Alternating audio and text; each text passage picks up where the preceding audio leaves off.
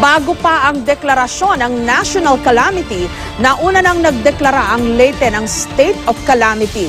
Makikita sa bawat dako ng syudad ang mga bangkay at pinsalang iniwan ng super typhoon. May ilang nakaligtas naman na gawa ng magnakaw ng bigas at langis habang pilit na itinatawid ang kanilang kalbaryo. Live mula sa Tacloban City, may report si Rafi Tima. Rafi?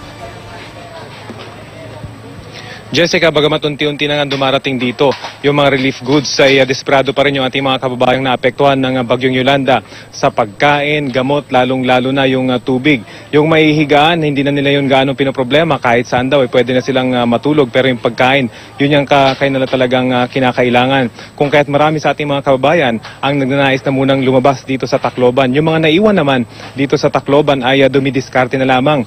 Pero yung pag-iikot lamang sa downtown area, Jessica, ay napakadelikado dahil sa dami pa rin ng mga debris. Kanina sa aming pag-iikot, nataunan namin ang binatilyong ito sa gilid ng kalsada. Ang kanyang paa, duguan, matapos umanong tamaan ng basag na salamin. Ayon sa kanyang ina, nalubhan na nag-aalala. Malakas ang labas ng dugo, kaya naman namumutla at nahihilo na raw ang kanyang anak. Wala na raw silang mahinga ng tulong, kaya naman minarapat na namin siyang tulungan. Matapos talian ng mahigpit ang kanyang binti, itinaas namin ang kanyang dalawang paa para dumaloy ang dugo pabalik sa kanyang puso. Pero kinailangan din namin siyang iwan para maghanap ng medical expert na pwedeng tumulong. Sa pagdaan namin sa sentro ng bayan, ito na ang tumambad. Mga sasakyang tila pinaglaruan ng malakas na daluyo ng tubig. Marami sa mga ito bumaliktad, ang iba pumasok sa mga gusali. Ang simbahan ng Santo Niño na malapit sa City Hall, hindi rin nakaligtas. Tuklap ang bubong nito. Pero ang mga imahen sa loob ng simbahan tila hindi naman naapektuhan. Bukod sa mga pumasok na debris sa loob ng simbahan, may paisa-isa rin namang mga tiga-Tacloban ang pumapasok at nag-aalay ng palalangin, marahil para sa pangalawang buhay at para sa kaligtasan ng iba pang nawawala. Bagamat parot pa rito na mga relief supply sa bayan, hindi pa rin ito sapat para sa mga naapektuhan ng bagyo. Ang bigas ng ito, pinasok na ng mga tao, kanya-kanyang buhat ng mga sako-sako ng palay. Pero sa ayos ng paghahakot ng mga tao, aakain mong isa itong regular na hakutan lamang. Pero ayon sa mga nakakuha ng mga palay, hindi na nila ito ipinaalam sa may-ari. Ang bahaging ito naman ng Barangay 31 sa Pampanga District, animoy sinuyod ng bulldozer ang mga kabahayan. Ilang struktura lang ang natira. Maging ang mga bahay at gusali na yari sa semento, hindi nakaligtas sa lakas ng hangin at along dala ni Yolanda. Marami sa mga naglalakad lang sa lansangan, sa airport patungo, matapos malamang nagpapasakay ng mga apektadong residente ang Air Force palabas ng Tacloban. Pero bukod sa mga lokal na residente ng syudad, may ilang dayuhan din kaming namataan. Kabilang dito ang grupong ito na mula sa iba't ibang bansa. Galing umano sila sa Volunteer Visayan Foundation at ilang linggo nang narito sa Tacloban para mag-volunteer work. Kabilang dito ang binitilyong ito na mula sa Colorado sa Amerika. Hindi ra sila nag-evacuate dahil ang buong akala nila, ligtas sila sa tinitirahang bahay. Ang US military dumating na rin dito sa Tacloban para maghatid ng tulong. Sa dinami-dami na raw ng kanilang mga niresponde ang kalamidad sa iba't ibang panig ng mundo, ito ang isa sa mga pinakamalala na kanilang nakita, ayon daw sa kanilang disaster expert. Bukod sa Tacloban, lubha ring naapektuhan ng Eastern Samar. Mula sa ere, kitang-kitang pinsalang dulot ng Category 5 na hanging dala ni Yolanda. Halos lahat ng bayan sa baybayin ng Eastern Samar, tila dinaanan ng malakas na ipo-ipo.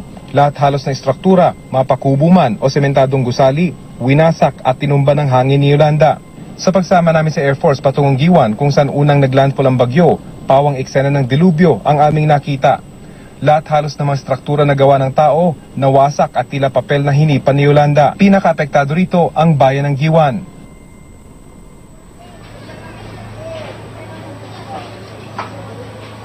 Jessica, dito tayo ngayon sa Tacloban City Airport at nagla-live o kung ano man yung natira dito sa Tacloban City Airport dahil napakalaki ng damage dito sa terminal nitong airport.